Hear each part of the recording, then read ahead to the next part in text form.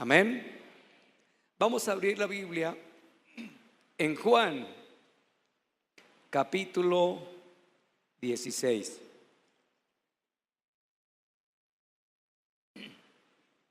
Juan, capítulo 16, en el verso primero: estas cosas os he hablado para que no tengáis tropiezo. Os expulsarán de las sinagogas y aún viene la hora cuando cualquiera que os mate pensará que rinde servicio a Dios. Y harán esto porque no conocen al Padre ni a mí. Mas os he dicho estas cosas para que cuando llegue la hora os acordéis de que ya os lo había dicho. Esto no os lo dije al principio porque yo estaba con vosotros, pero ahora voy al que me envió y ninguno de vosotros me pregunta: ¿a dónde vas? Antes, porque os he dicho estas cosas, tristeza ha llenado vuestro corazón. Pero yo os digo la verdad, os conviene que yo me vaya, porque si no me fuese, el Consolador no vendría a vosotros, mas si me fuere, os lo enviaré. Y cuando Él venga, convencerá al mundo de pecado, de justicia y de juicio. De pecado, por cuanto no creen en mí; de justicia, por cuanto voy al Padre y no me veréis más; y de juicio, por cuanto el príncipe de este mundo ha sido ya juzgado. Aún tengo muchas cosas que deciros, pero ahora no las podéis sobrellevar. Pero cuando venga el Espíritu de verdad, Él os guiará a toda verdad, porque no hablará por su propia cuenta, sino que hablará todo lo que oyere, y os hará saber todas las cosas que habrán de venir. Él me glorificará, porque tomará de lo mío y os lo hará saber. Todo lo que tiene el Padre es mío, por eso dije que tomará de lo mío y os lo hará saber. Padre Celestial, gracias por haber oído nuestras oraciones cuando oramos unos y otros, que tú bendijeras esta convención y que nos enseñaras. Señor, muchas gracias por tu dirección y tu presencia en este lugar, y sobre todos los predicadores y sobre todos los convencionistas. Amén y amén. Cuando yo no esté, así le puse como el título. Los títulos ayudan mucho a entender el mensaje, a recordar el mensaje, ¿sí? Cuando yo no esté. Jesús está hablando aquí con sus discípulos, y la verdad es que tiene tres noticias para darles, ¿sí? Una mala, una regular y una buena. Si a usted le dijeran, bueno, tengo tres noticias para darle, ¿por cuál le gustaría que empezara? ¿La mala, la regular, la buena? ¿La mala? Bueno, lo bueno, siempre uno como que lo quiere dejar para lo último, mejor. De una vez que le digan lo difícil, ¿cierto? Bueno, yo nací en un hogar humilde. No dormíamos debajo de un puente, no, pero pagábamos arriendo y éramos pobres, bien pobres.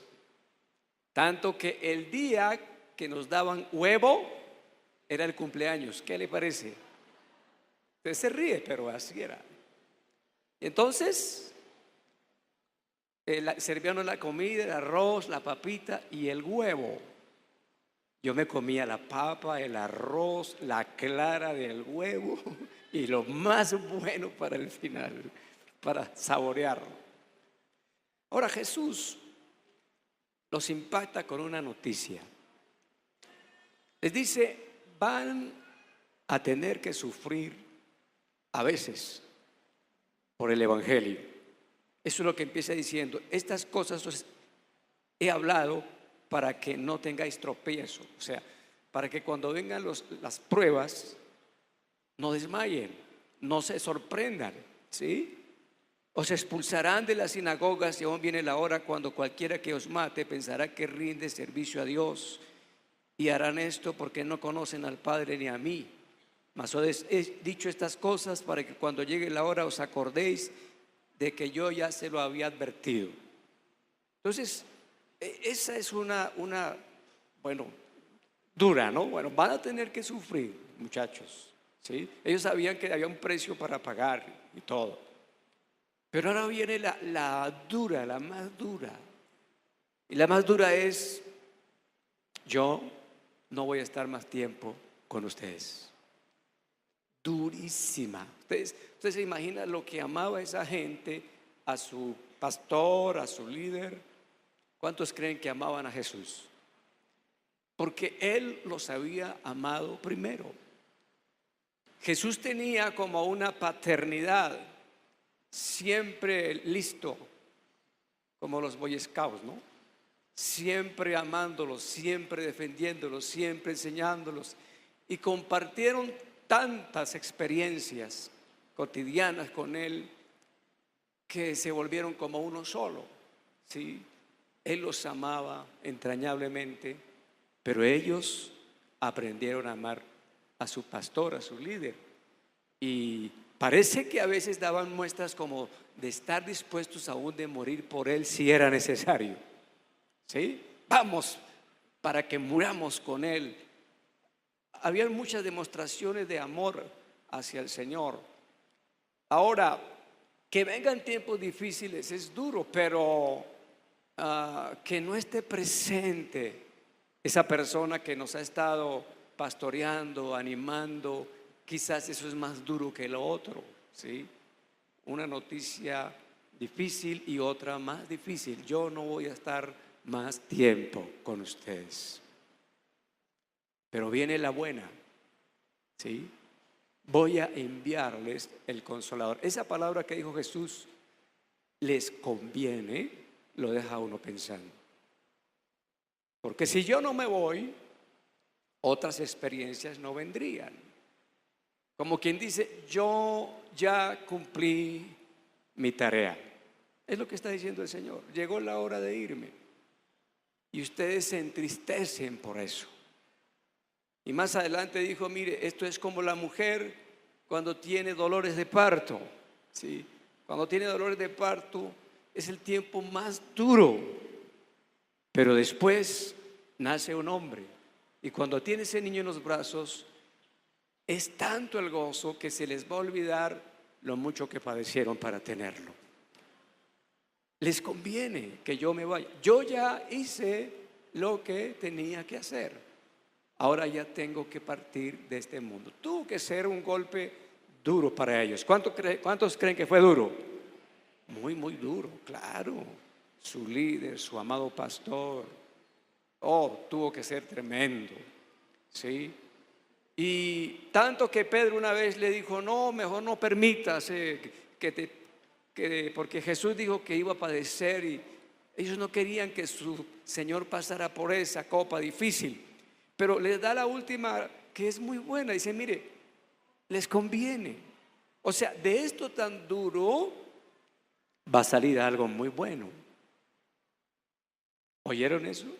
De esto tan difícil, este trago amargo, lo que va a hacer es abrir las puertas para que venga una temporada mejor, algo sobrenatural, algo que no han visto.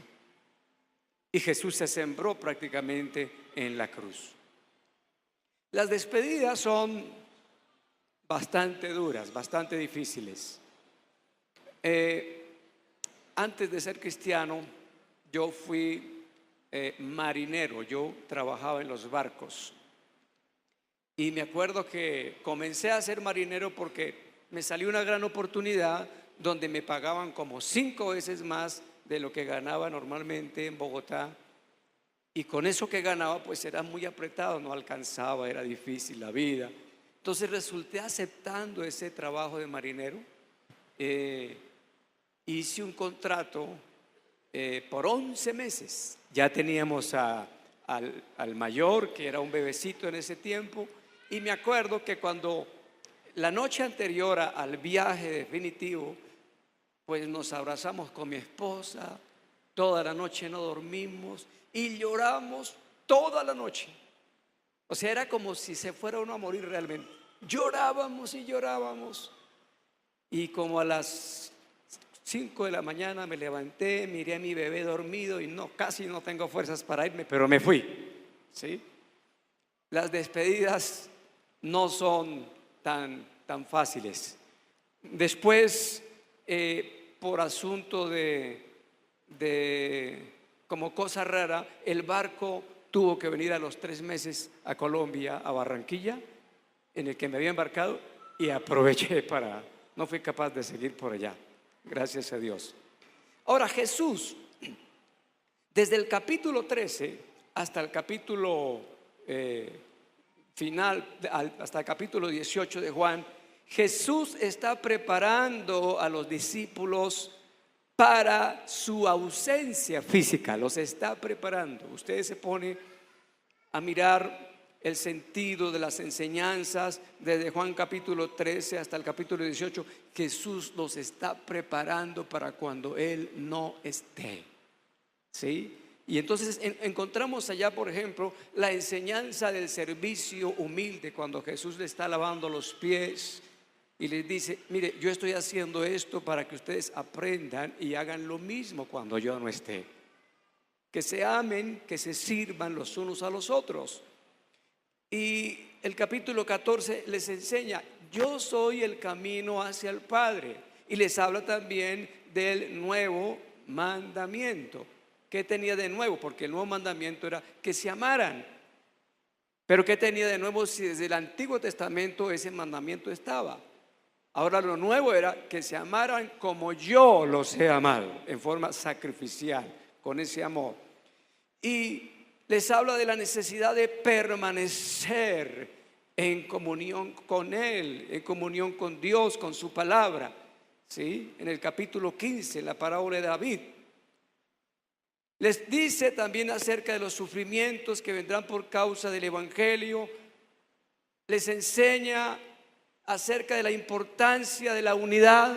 Juan capítulo 17, que permanezcan unidos, ora por eso. Pero les da la enseñanza clave, la enseñanza de la promesa del Espíritu Santo, que es aquí en esta porción de la palabra donde estamos ubicados en este momento. Estuve viendo un programa de Juan Lozano que se llama La otra cara de la moneda, ¿sí? En donde estaban hablando acerca de la importancia de la lectura en las casas, con alguien muy experto en la materia. Y decían más o menos de 3 etapas. Dijeron algo muy cierto: si Colombia leyera más, viviría mejor. ¿Qué dicen ustedes? Parece que aquí en Colombia el índice de la lectura es demasiado bajo con respecto a otras ciudades. He escuchado declaraciones como: la fuerza de lo que digo está en la fuerza de lo que leo. Es cierto, si leyéramos más, si leyéramos mejor. Y entonces estamos diciendo como de 3 etapas de lectura para enseñar a leer a los niños. Primero, una etapa es que el niño quiere que su papá le lea cuando se va a dormir. ¿Sí? Él no sabe leer. El que sabe leer es el papá o la mamá.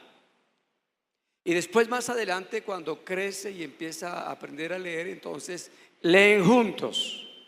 El papá un ratico, el niño otro ratico. Ok. Pero después viene una etapa cuando el niño aprende a amar tanto la lectura que ya cierra la puerta y se encierra a leer. Y estaban hablando de lo difícil que estamos enfrentando con la alta tecnología, los celulares y todo, esa parte que antes dicen que lo que sacaba el niño a veces para nacer era la cabeza, pero ahora parece que sacan un celular de una vez cuando nacen, ¿no? Ahora, preparando a los niños para que aprendan a leer solo, sin necesidad de compañía, ¿sí? Entonces, Jesús precisamente eso era lo que estaba haciendo.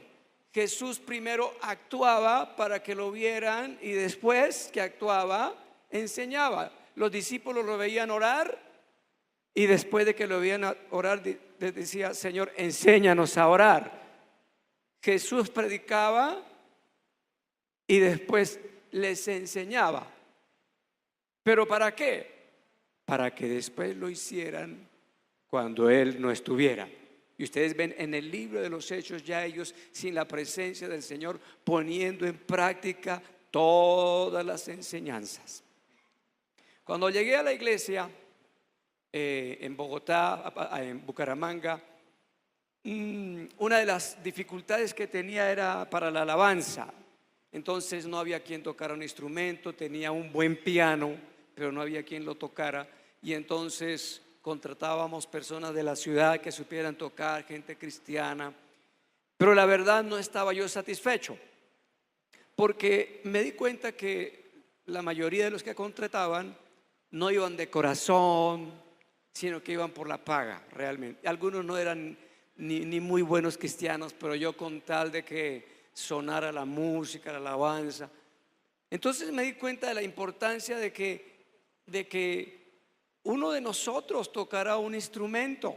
Mi hijo Leonardo tenía 11 años tenía, y le conseguí un profesor, buen profesor, cristiano por supuesto.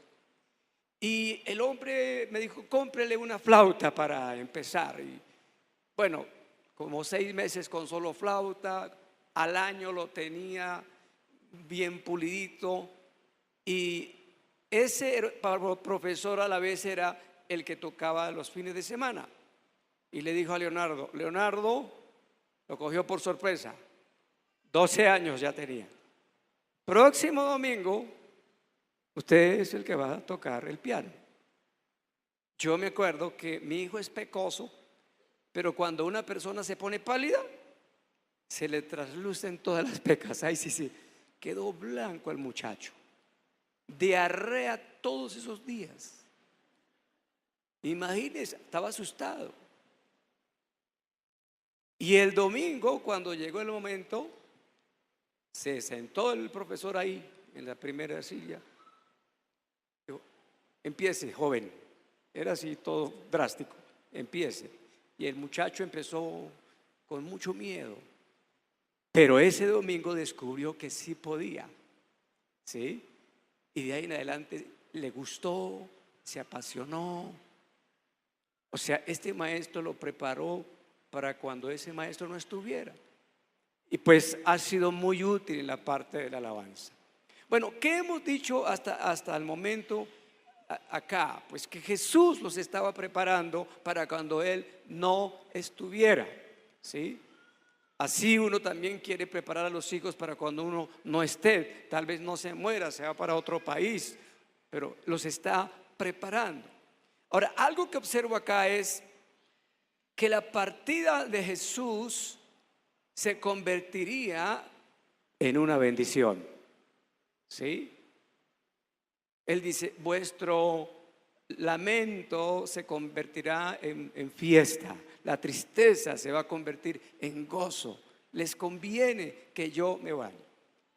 ¿Qué era lo mejor que venía?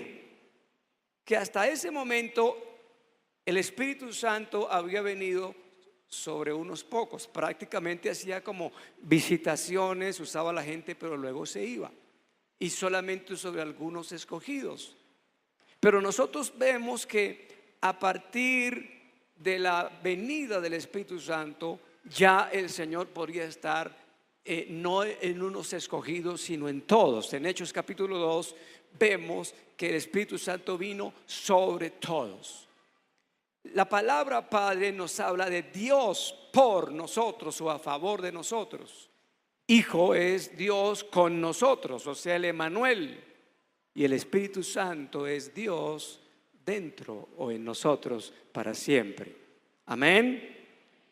Les conviene. A veces no sabemos cómo de algo tan difícil puede salir algo mejor, algo bueno, pero así sucede. y habló muy claramente acerca de el otro consolador, lo llamó, ¿sí? El otro consolador, que en el idioma original es paracleto, que habla de uno que alivia, consuela, anima, socorre, ¿sí? Uno que es como un abogado que defiende, uno que acompaña y cuida, como cuando un padre saca al parque a uno de sus hijos pequeñitos y lo lleva al parque, y ese papá no le quita el ojo a ese niño. Por donde corre el niño, ahí están los ojos del papá. Si el niño se va a colocar detrás de los columpios que están moviéndose, corre a defenderlo porque le pueden romper la cabeza, no le quita el ojo, lo está cuidando. Y el Señor está hablando eso del Espíritu Santo. Él dice: les conviene, ya no va a estar una visita con ustedes, se va a quedar para siempre, y no va a ser sobre unos cuantos, sino sobre todo el pueblo de Dios. ¿Cómo pueden salir de cosas difíciles y tristes cosas de provecho? Allí es donde nos acordamos que absolutamente todo lo que nos sucede a los que amamos a Dios nos ayuda para bien. No sabemos cómo. Ahí es donde tratamos de comprender: estar siempre gozosos. ¿Cómo voy a estar gozoso en una circunstancia tan difícil como esta? Hace 2 meses me sorprendieron con la noticia de la muerte de mi papá. Me dio muy duro, muy fuerte. Pero cuando fui a reconocer el cadáver, lo besé el cadáver de papá en la frente. Y tan pronto lo besé, comprendí: él no está ahí. Ahí no está papá. Y vino una paz sobrenatural, y pude fortalecer a la familia. Familiares que se habían apartado del Señor se volvieron a comprometer. Bueno, es increíble. Entonces Jesús habla del Espíritu Santo como una persona, y eso es importante que lo repasemos. Dice, por ejemplo, en el versículo 8: cuando Él venga. En el versículo 13: pero cuando venga el Espíritu, Él os guiará a toda verdad, Él os glorificará. El Espíritu Santo es una persona que se puede contristar. La palabra contristar quiere decir afligir a alguien con dolor, causarle tristeza, ofender a alguien, romperle el corazón, ¿sí? ¿Y qué es lo que le rompe el corazón al Espíritu Santo? Nuestra mala conducta, nuestra desobediencia o nuestros pecados. Ahora, Jesús dice que el Espíritu Santo va a ser tan útil en la visión. Usted sabe que la visión es la misma gran comisión. ¿Cuántos conocen la gran comisión? El Espíritu Santo, el ministerio tan poderoso del Espíritu Santo, ¿sí? Y nosotros podemos mirar las 3 cosas más sobresalientes que Jesús dijo que podíamos esperar de Él en medio de la visión que realizamos de la gran comisión. Lo primero que dijo es que Él nos ayudaría a ganar las almas, a ganar los perdidos. ¿Cómo nos ayudaría? Convenciendo a la gente de pecado. O sea, el Espíritu Santo haría cosas que nosotros no podemos hacer. Hermano, yo me doy cuenta de algo: nosotros no podemos convencer a nadie de pecado, y nosotros no podemos cambiar la vida de nadie. Yo duré neciamente años tratando de que mi esposa cambiara como yo quería que ella fuera. Hice de todo, me puse bravo, me puse tierno, me fui, volví, bueno, lo que sea para que cambiara. ¿Y sabe qué? Me di por vencido y dije: no, yo no la puedo cambiar a ella. Es un problema en los matrimonios, ¿verdad? Que están tratando de cambiarse el uno al otro.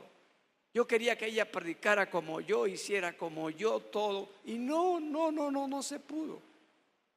Y un día me arrepentí y dije: Señor, pues la verdad es que perdóname lo necio, tú eres el que cambia a la gente. El Espíritu Santo hace lo que nosotros no podemos hacer. Él nos ayudaría en aquello de ganar las almas. ¿Cómo? Convenciendo a la gente de pecado, ¿sí? La Biblia dice, si decimos que no hemos pecado, le hacemos a él mentiroso y su palabra no está en nosotros.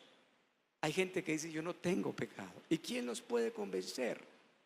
El Espíritu Santo. Los convence de que pueden ser justificados, porque dice, los convence de pecado, de justicia, y los convence de que tendrán que enfrentarse a un juicio. De esas tres cosas, entonces la persona puede volverse al Señor si el Espíritu Santo actúa. El Espíritu Santo obra en la visión, nos ayuda en nuestra predicación. Cuando nosotros vamos a predicar, Él es el que nos dirige.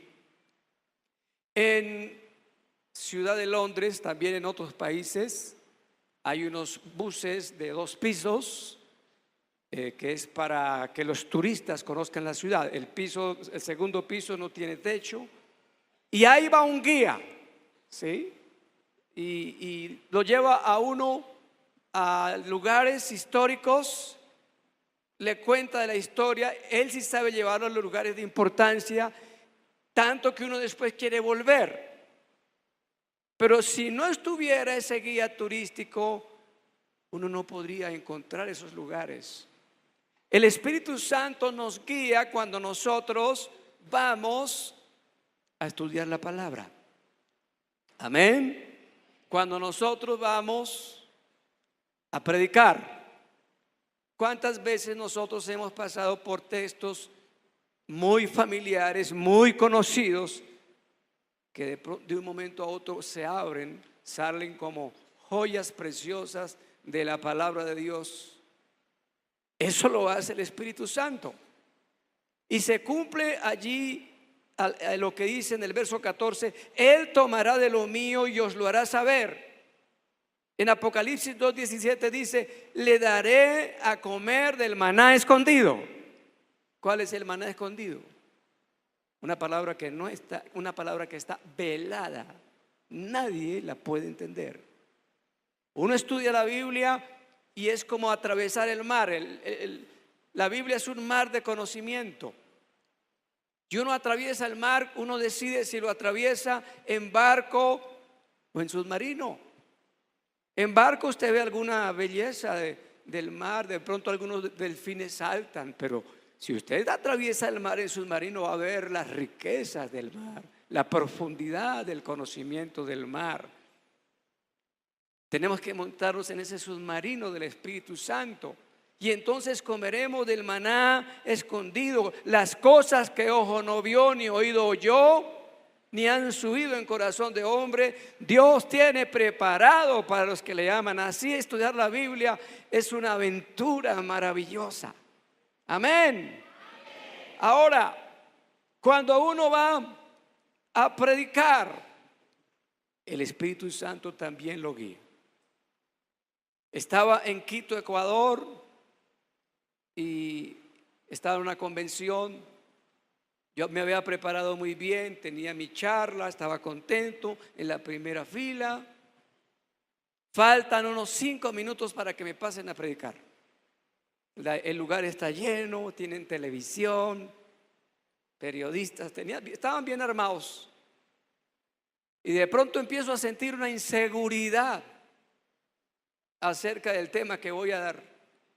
Supe que si daba ese tema sería un fracaso. Pero el asunto es que yo tengo que pasar. Y tengo una servilleta en el bolsillo y un esfero en la mano. Y siento que el Espíritu Santo me dice: predica sobre los hogares, sobre la familia. Dios mío, pero ya me toca pasar. Y en esa servilleta me hice un bosquejo. Yo necesito tener bosquejos, otros no. Punto número 1. Punto número 2. Pero tengo miedo cuando de pronto dice: desde Colombia el pastor Esteban Chávez. Y me falta el punto número 3. Y yo voy subiendo al púlpito. Pero cuando yo voy subiendo al púlpito, yo voy pensando es en el punto 3. Y el pastor anfitrión me saluda Y yo me acerco y le doy un beso al pastor. Estaba elevado. Y pasé acá y pongo la servilleta, punto -3. Oh, y prediqué y ese era el tema. Pero yo me acuerdo que cuando yo estaba ahí, dije, yo le di un beso al pastor. Y cuando bajé, algunos pastores seguramente creyeron que esa era la cultura colombiana, empezaron a darme besos, imagínense. Me ha pasado de vez en cuando. El Espíritu Santo nos guía acerca de lo que tenemos que hablar, y estoy seguro de que esta palabra es la que tenemos que hablar.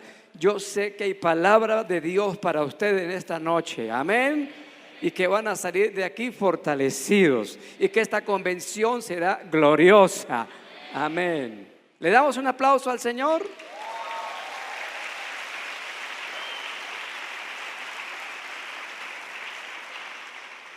Ahora dice, Él nos ayudará a proyectarnos para el futuro. Porque dice en el verso 13, pero cuando venga el Espíritu de verdad, os guiará a toda verdad. Os guiará a toda verdad. Él nos muestra lo que ha de venir. Bueno, tenía 1 año de convertido cuando vino una mujer de la iglesia, de la confianza del pastor. Por supuesto tenía más experiencia que yo, y me profetizó. Me acuerdo que la profecía que me dio fue a Jeremías capítulo 1 en el verso 5, allá donde dice, antes que te formase en el vientre te conocí, antes que naciese te santifiqué, te di por profeta a las naciones. Y lo que contestó Jeremías fue, Señor, pero no me mandes a eso porque yo soy un niño. No digas que eres un niño, porque yo voy a poner mis palabras en tu boca, y a todo lo que yo te mande tú harás, y tú vas a destruir lo perverso y vas a construir las cosas que convienen. Entonces esta hermana dijo, mira, esta palabra es para ti. Tú vas a ser profeta a las naciones. Pero si yo estaba empezando la vida cristiana y uno de mis problemas era el miedo, el temor y todo eso, pues como Jeremías me sentía tan incompetente, ¿sí? Y tan incapaz de esas cosas. Difícil uno creer que Dios lo tiene para las naciones, ¿verdad? Y más difícil cuando uno tiene complejos y todo eso. Bueno, la verdad es que uno tiene que mirar muy bien quién es el que le está dando las profecías. Yo he aprendido por lo menos 3 formas para conocer lo que un profeta me dice. Uno tiene que tener cuidado, ¿sí? Y estudiando el Antiguo Testamento, por lo menos hay 3 señales, ¿sí? Una es el testimonio del profeta, ¿verdad? Que sea una persona de un testimonio intachable. Y 2, la cobertura del profeta. Que sea una persona que está bajo sumisión, bajo autoridad. Y 3, el cumplimiento del profeta. O sea, que lo que él diga realmente se cumple, y si no, entonces no era de Dios. Y pasaron unos años y yo nunca vi el cumplimiento de esas profecías. Pero llegado el tiempo, diga, llegado el tiempo. ¿Por qué? Porque es que desde el momento de la promesa hasta su cumplimiento hay un tiempo de preparación. Puede ser de meses o puede ser de años. Y uno tiene que mirar cómo la pasa desde el momento que le viene la profecía hasta el momento de su cumplimiento. Es como un viaje, ¿sí? ¿Cómo quiere pasar usted en ese viaje del tiempo? ¿Amargado, murmurando, desmayado, desanimado, o feliz, confiando de que al fin se va a cumplir esa profecía? Y se pasó el tiempo y empezó a cumplirse cuando empezaron las convenciones en la ciudad de Bogotá. El pastor me permitió ser uno de los conferencistas. En varias oportunidades la gente empezó a conocer el ministerio que estaba manejando y empezaron a creer que yo tenía algo para enseñar, algo bueno, y se empezó a cumplir. Entonces dice la palabra que el Espíritu Santo nos puede ayudar a proyectarnos al futuro, nos puede mostrar el plan, el propósito que Dios tiene para nosotros, y eso nos ayuda a usar la imaginación, los sueños y las visiones. Y por último dice que el Espíritu Santo nos puede guardar de toda vanagloria, porque dice: Él me glorificará. El Espíritu Santo no se glorifica a sí mismo, mucho menos nosotros nos vamos a dar la gloria por cosas que puedan suceder. Tenemos que recordar que solo somos un instrumento de Dios. Amén. Solo somos un hacha en las manos de Dios. Ojalá que sea un hacha afilada para que sea más efectiva. Encontré este pasaje, Isaías 10:15. Dice: ¿se gloriará el hacha contra el que con ella corta? ¿O se ensoberbecerá la sierra contra el que la mueve? Por eso el Señor enviará debilidad sobre los robustos, y debajo de su gloria encenderá una hoguera como ardor de fuego. Es la sentencia para los orgullosos, para los que tocan la gloria de Dios, le roban la gloria a Dios. Dice: por esto el Señor enviará debilidad sobre los robustos, y debajo de esa gloria que se dan encenderá una hoguera como ardor de fuego. Escuché a un pastor, Steve Fatton, un evangelista, que nos contó cómo Dios hizo para derribar su orgullo. Un gran evangelista, y estaba en una campaña donde el estadio estaba totalmente lleno. Él está en las primeras filas, ya casi le toca predicar, pero siente necesidad de ir al baño. Y para ir al baño tenía que pasar por el frente de la gente, porque estaba el baño al otro lado. Y fue rápido al baño. Y él dice: cuando yo regresé y venía pasando por delante de todo ese mundo de gente, yo sentí la gente cómo me miraba. Y me sentí como un pavo real. O sea, me sentí grande. Aquí va el gran fatuo, ¿sí? Y bueno, y me senté allá al lado de mi esposa. Y fui tan necio que le dije: ¿sí viste cómo me miraban? Le digo a la esposa: tonto, si supieras lo que te pasó y por qué te miraban.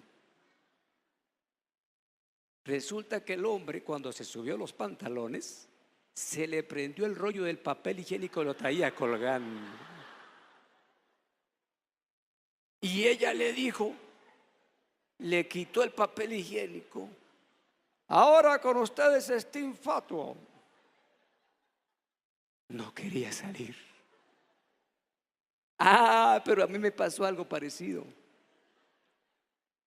Nosotros nos fuimos con el pastor, fuimos a una convención en Ecuador, y de pronto el pastor dijo: Esteban, quiero conocer las islas de los Galápagos, ¿me acompañas? Pues imagínese, él es mi pastor, yo cómo voy a decirle que no. Además él pagaba. Claro, vamos. Y entonces fueron, y habían unos hermanos que tenían una familia muy pudiente, que tenía un yate muy hermoso, y nos fuimos en ese yate. Me acuerdo que llevamos ropa térmica de buzo, porque el agua es muy fría y entonces no aguanta uno esa temperatura, para hacer snorkel, ¿sí? Muy bien. Y en el trayecto, que era como de 45 minutos, yo me subí con el capitán del yate. Como yo había sido marinero, timonel además, yo tenía unas ganas de manejar ese yate.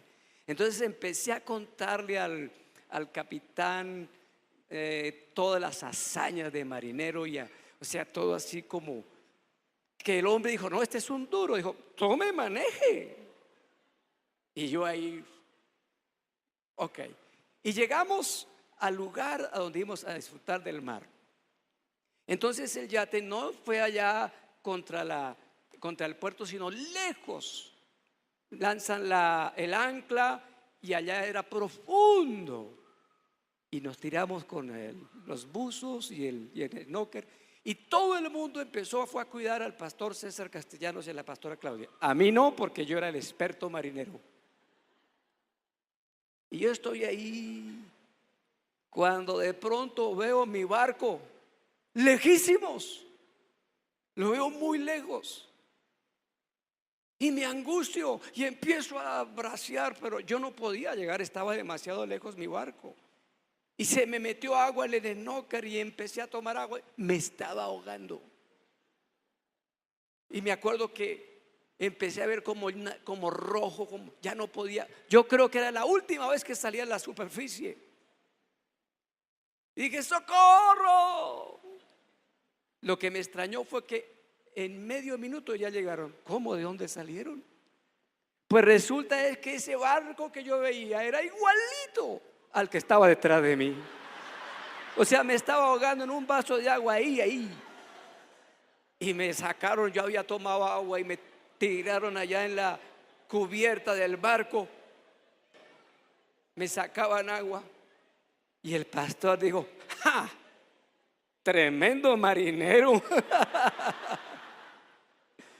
Ahora dice, el Espíritu me glorificará, ¿sí? Nadie puede tocar la gloria de Dios de ninguna manera. Ahora voy a decirles algo asombroso. Pensando en el milagro más grande de Jesús. Jesús hizo muchos milagros. Pero ¿cuál creen ustedes que fue quizás el milagro más sorprendente? ¿Qué piensan ustedes? Sanó leprosos, resucitó muertos. ¿Cuál? Para usted, ¿cuál es el milagro más grande? Uno podría decir, no, la resurrección de Jesús, ¿verdad? Pero estuve pensando, no, la verdad, no sé si fue que me lo reveló el Espíritu, o lo leí, o se lo escuché a alguien. Sí, no sé, no me acuerdo. Pero el milagro más grande de Jesús sucedió cuando Jesús ya no estaba. Sucedió cuando Él ya no estaba. ¿Y cuál fue el milagro más grande? La multiplicación de la iglesia. La iglesia no se multiplicó mientras Jesús estaba limitado a su cuerpo humano. No.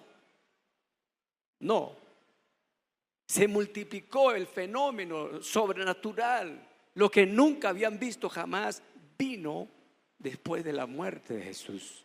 Cuando Él se había ido, había enviado a su Espíritu Santo en el día del Pentecostés.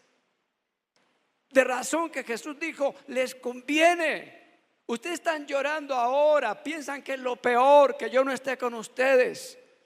Pero después de que yo me vaya, va a suceder lo más grande.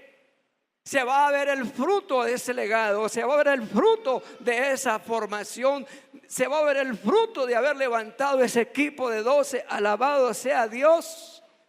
Y es precisamente lo que nosotros creemos, que el Espíritu Santo inspiró al pastor Nevardo a colocarle el despertar, porque viene un despertar para esta iglesia. Así que este mensaje es profético, viene del cielo, y creo que deben de prepararse para cosas que nunca han pasado. Aplauda al Señor.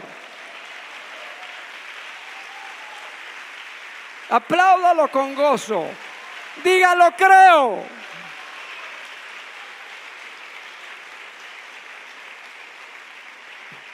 Yo tengo una convicción, no es una aproximación, sino una convicción de que en Bucaramanga, la ciudad donde yo soy pastor, tengo una certeza de que habrá un avivamiento que será ha escuchado a nivel del mundo entero.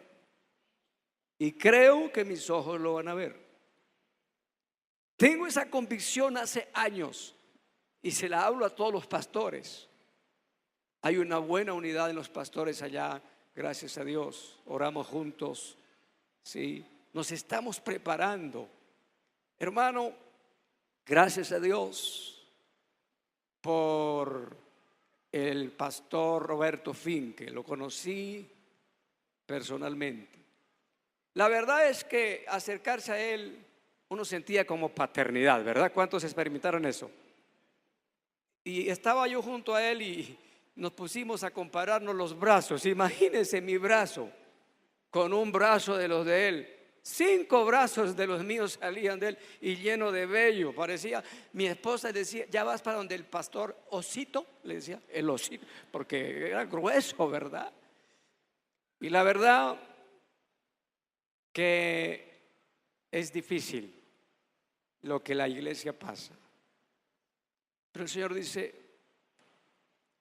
Él cumplió su tarea. Ya cumplió. Y después de que Él se va, es donde va a surgir todo lo que Él sembró. Amén. Ahora es el tiempo. Ahora es la bendición de conocer más personalmente al Espíritu Santo. El Señor dijo, yo no los voy a dejar huérfanos.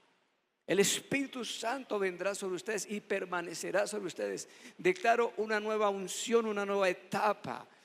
Algo que nunca se había visto en esta iglesia se empezará a ver en el nombre de Jesús. Dígalo, creo. Vienen buenos tiempos.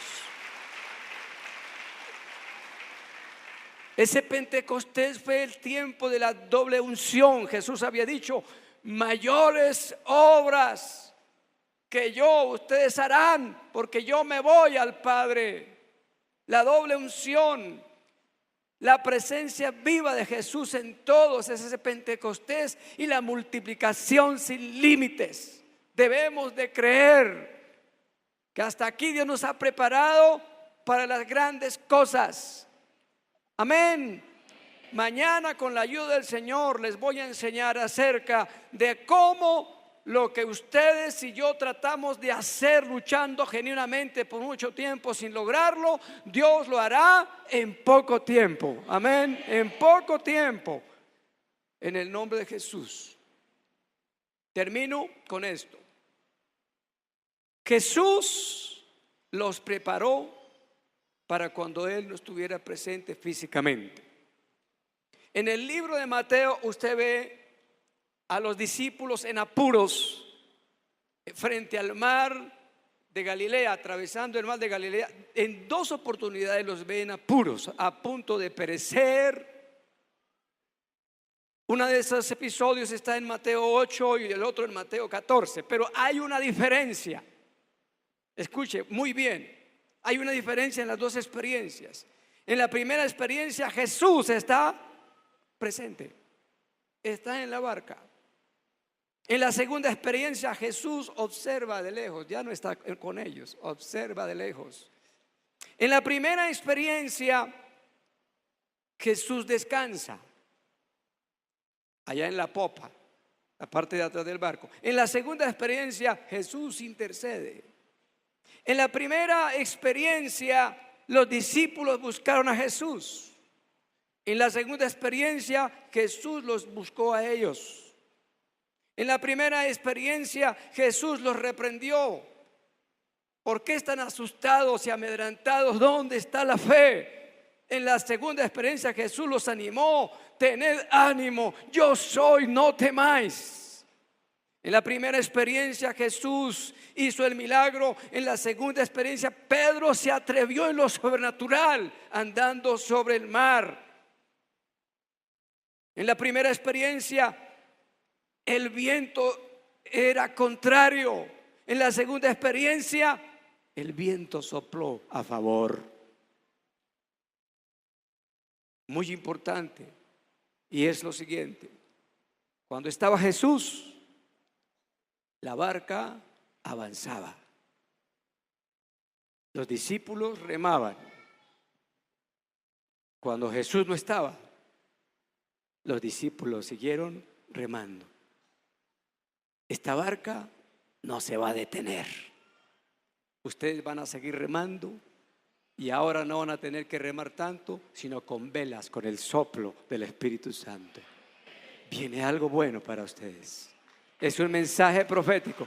Dios me puso en el corazón esta mañana que les hablara. ¿Cuántos lo reciben?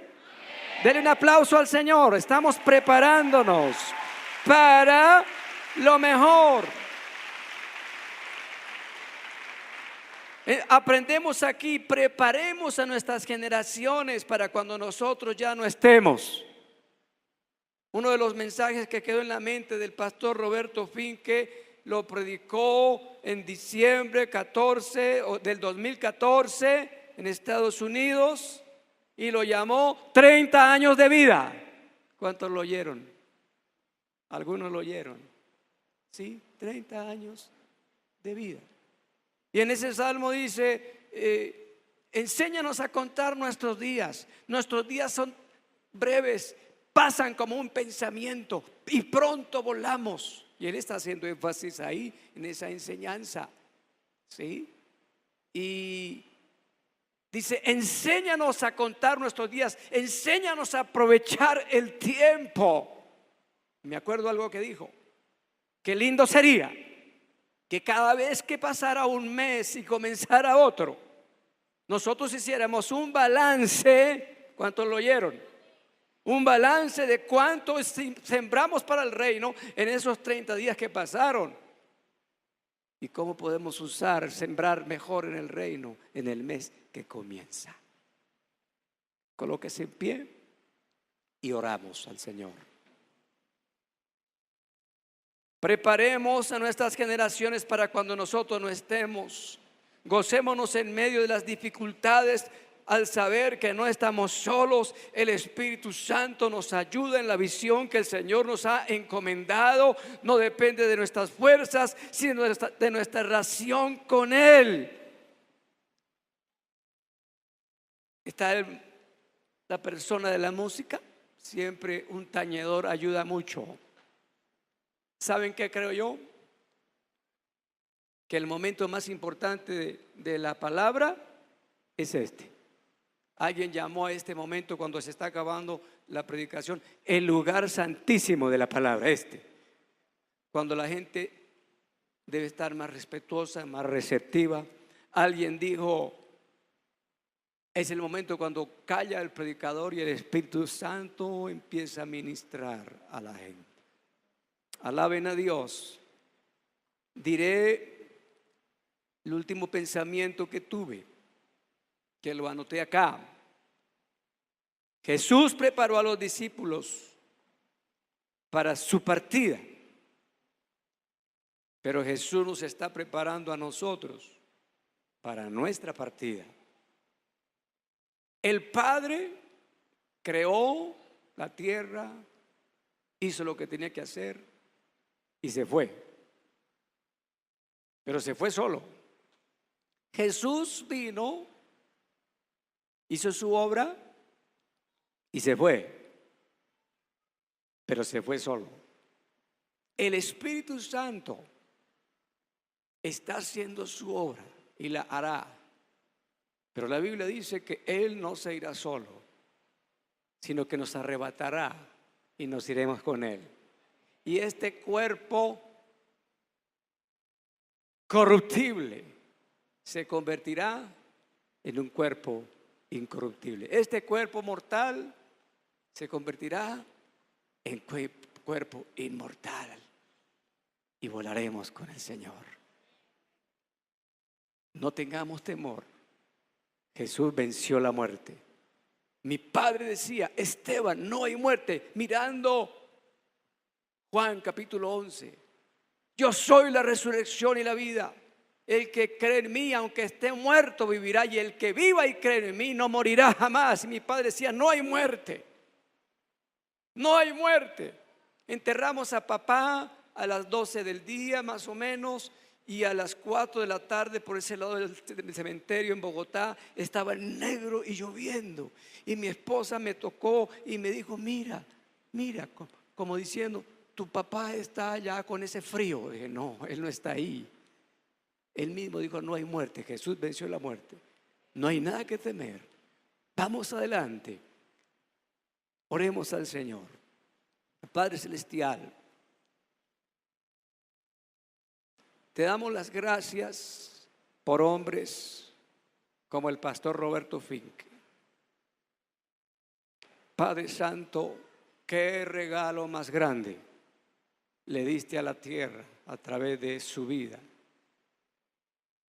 Señor Todopoderoso, que la consolación de las Escrituras venga sobre la iglesia, que ellos sí puedan dormir con un sueño recuperador y confiar en ti. Amado Dios, queremos, Señor, estar despiertos, estar listos para este nuevo tiempo. Creemos que se cierra un capítulo en Misión Panamericana y se abre un capítulo nuevo. Levante sus brazos y adore a Dios. Dele gracias a Dios por lo que fue su pastor. Dele gracias a Dios por las cosas que vendrán. Dele gracias a Dios porque usted será espectador de cosas sobrenaturales nunca antes vistas. Consuela a la iglesia, Espíritu Santo. Da fuerza a Misión Panamericana en el nombre de Jesús. Y gracias, Señor, por las cosas que vendrán. Dele gracias, levante su voz. Gracias, adore a Dios. Señor, te alabamos por cosas que entendemos y por cosas que no entendemos. Señor, gracias, gracias, Dios Todopoderoso. Renunciamos a todo orgullo, Señor. Llévanos a conocer la verdadera humildad, Señor. Un corazón de servidores, Señor. En el nombre del Señor Jesucristo, abre los ojos de nuestro espíritu. Espíritu Santo, muéstranos las cosas que han de venir. Muéstranos el propósito que Dios tiene para cada uno de nosotros. Y tráenos revelación cuando leamos tu palabra, cuando vayamos a predicar. No estamos solos, no hemos sido dejados huérfanos. El Espíritu Santo viene con fuerza sobre esta iglesia. Toma el control de Misión Panamericana en el nombre de Jesús.